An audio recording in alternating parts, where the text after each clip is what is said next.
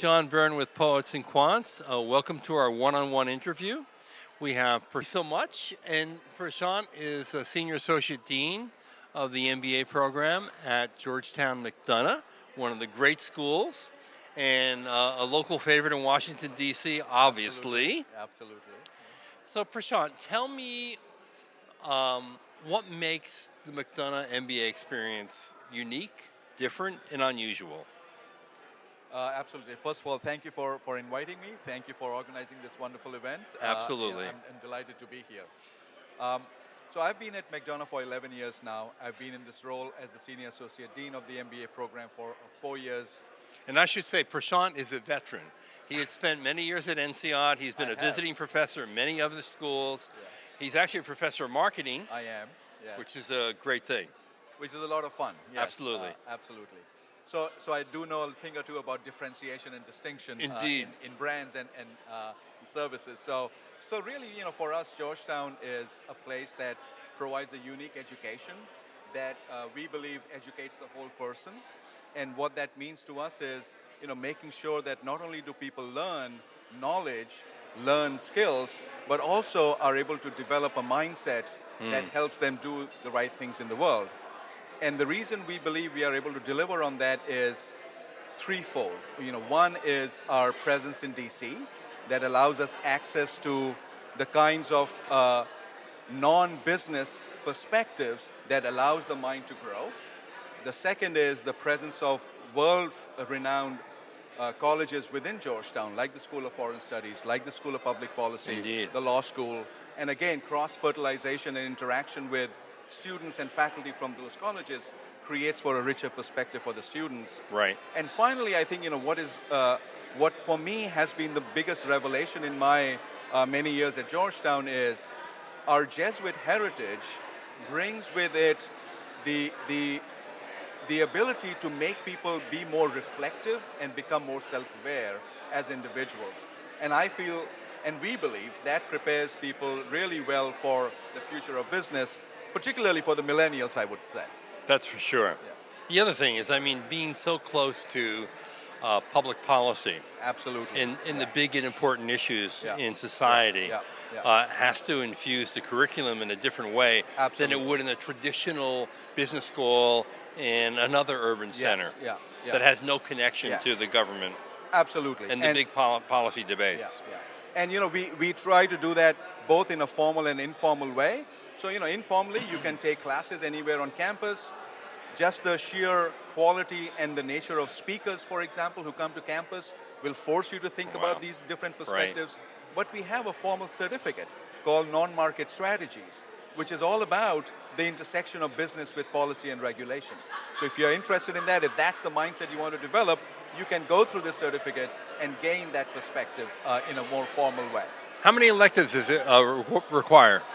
It requires 3 electives, and in a couple of core classes, and it has a practicum, which is an applied course where you actually practice the skills that you have learned about the intersection of business and policy in a real-world case setting.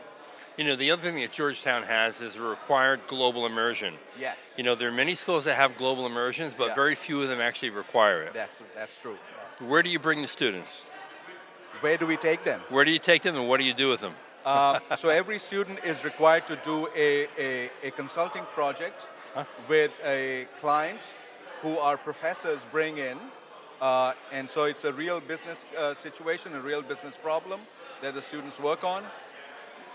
In a typical year, our students go to 10 different countries around the world. Yeah. And these are spread across Asia, Africa, Latin America, Europe. And the way these consulting projects work is that the students start off in a team working with the client manager directly. They work on the project remotely.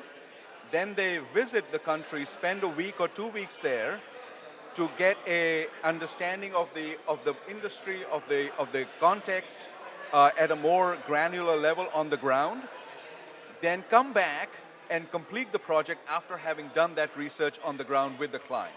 So, what we find is that the clients find that it's one thing to do a project sitting somewhere and say, okay, here's our recommendation, True. without even having visited the True. country or the industry or the consumers. But it's quite another for the students to go in there, immerse themselves, even if it's for a week or 2 weeks. That gives the richness to the project that the clients find very informative and valuable. Yeah, and I might add that, there are a lot of schools that do global immersions that are a little more than a few company visits in a country. Doing a real experiential project with a real client really ups the game. Absolutely. Totally. Yeah. I mean, the other thing about Georgetown is you have remarkably good, solid placement rates. We do, yeah. 95% within 3 months of graduation. 94, but I'll take 95. Yeah. I'm going to round up for you, okay? Thank you. I like that. And you're very strong in consulting and technology. We are, yeah. How does that come about?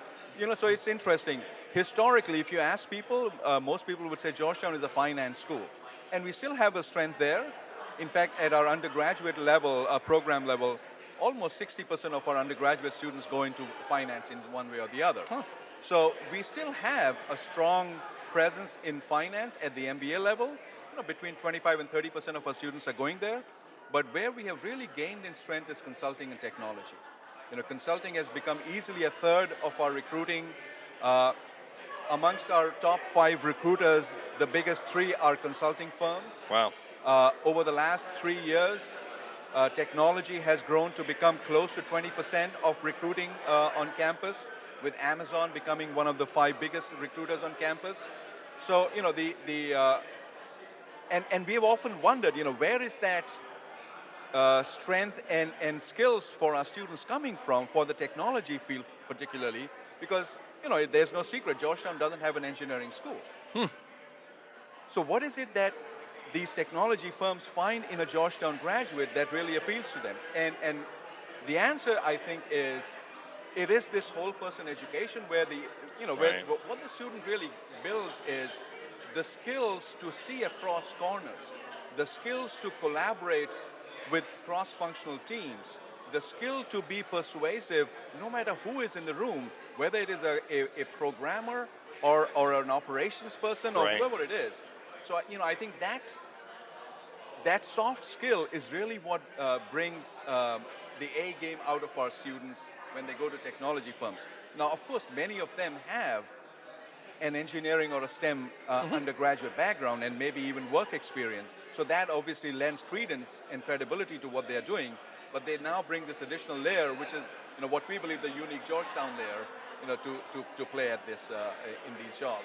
And a lot of tech firms are hiring MBAs for product management jobs. Absolutely. And the skills that you're describing are exactly the skills that a project manager needs to have to build a collaborative team. Absolutely. You may not have control over everyone. Your persuasive powers are critical to making it all work. So that totally makes sense. And we are excited about Amazon coming into our backyard. I'm excited by it too. So, we have a strong relationship with Amazon. Like I mentioned, they are one of the 5 biggest recruiters. And, we are looking to really strengthen that relationship, grow that relationship with them, and actively looking to create partnership opportunities, whether it is in curricular offerings, so engaging them in developing our curriculum, but, often engaging them to develop co-curricular opportunities. Maybe they can come in and do a hackathon or a case competition or something. Absolutely. And engage them, in giving them more opportunity to really get a sense and feel for the talent that we have in the program. Yeah, I mean, as the best school in the market, and Amazon coming in here, ready to employ, what is it? How many thousands of people? Tens of thousands? 25,000 officially, 25,000. but now, not on the table. Maybe it's more than that. It could be more because, of course, they pulled out of New York. And maybe 20% of those are managerial type jobs. Quite likely. So that's going to be a big game changer for Georgetown, because it's not only Amazon. In all likelihood, there'll be an ecosystem of firms and startups all around Amazon's presence here. Absolutely. And we have invested, 6 years ago, we created a Center for Entrepreneurship, and that has really helped us create this presence in the broader ecosystem of technology, startups, and many of our students are capitalizing on that. But that's the kind of collaboration we feel happening with the presence of Amazon coming into the marketplace. Right. Where they will help spur that kind of entrepreneurial activity in the greater DC and Northern Virginia area. Right. And I know the other thing you're going to do is you're going to infuse your curriculum, both in the core and the electives, with more tech-oriented content. Absolutely. Now, is that partially a function of the importance of technology in our economy today, or is that in relationship to the move by Amazon into the market? A little bit of both. A little bit of both, okay. But I think the real answer is that we know that the future of work is changing. So we need to ask as educational institutions, what is the impact of that on the future of education? Right. So how does the future of work change the future of education? And we've been asking that question at throughout the school, and looking to create relevant changes in the curriculum. To begin with, at the elective level, we've already started introducing new electives that touch on some of these topics, like blockchain and fintech. We, started a new elective on data management and SQL, another one on data analytics and Python, and things like that. Right. So, there are several electives that are now on the books already, but we are now looking to see what should be the infusion of technology in the core curriculum. Mm-hmm. Wow. Is there a standard software platform that all our core classes should be using? We always obviously use Excel. What is the next level? Is it R or is it SPSS? Is it SAS? What is the common platform that every course should use? Similarly, we are looking at what should be the industry coverage in the courses. Do we still do the old-fashioned consumer goods, or should we now start thinking about more digital businesses that are in marketing and finance and accounting courses? Right. So that's the debate and discussion that's going on right now. I see that in the next year or two, there's going to be a sort of grounds-up change in many of the core classes, if not all, that will reflect a greater technology focus.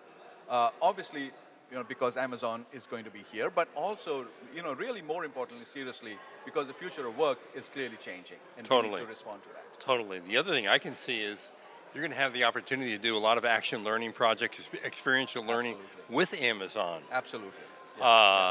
Which is going to be really helpful to your MBAs, no matter where they go after they graduate. Absolutely. And that's a very important point, because we do believe strongly that experiential learning for the MBAs is really crucial and critical. It's an activity that helps build the right muscles. Right. And so currently we have an experiential learning agreement with the World Bank and IFC. And they provide about a dozen projects every year that our students work on. We are currently working with Citibank and IBM to create additional experiential learning opportunities with their local offices. And so definitely Amazon would be a company we'd like to partner with on that front. Totally. I think it's an exciting time for Georgetown. Thank you. And that goes beyond its unique location, its heritage as a Jesuit institution, the incredible job placement rates, the fact that you're going to infuse even more tech content into both your elective offerings and your core. And my goodness, Amazon's coming to town. And I think it's going to be a game changer for not only you, a lot of people in this area. Absolutely. But you are best positioned to take advantage of it.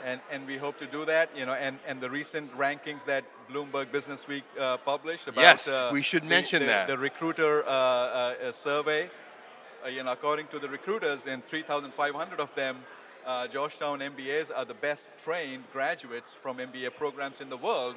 Hey, we will take that, and we will try to explain that to everyone. Indeed. That they should come and look at our talent. And congratulations on that, because that's a real achievement. Thank you. And Prashant, you can only go up when Amazon comes, right? So we would hope, yes. Prashant, thank you so much for joining us. Thank you, John. And thank all of you for watching. And Georgetown's a good bet if you want to take advantage of what will be really a whole new tech ecosystem being developed in the Washington, D.C. area, which is already, a really fascinating area where people are incredibly curious about the big public policy issues of the day. This is John Byrne with Poets and Quants. Thanks for watching. Thank you.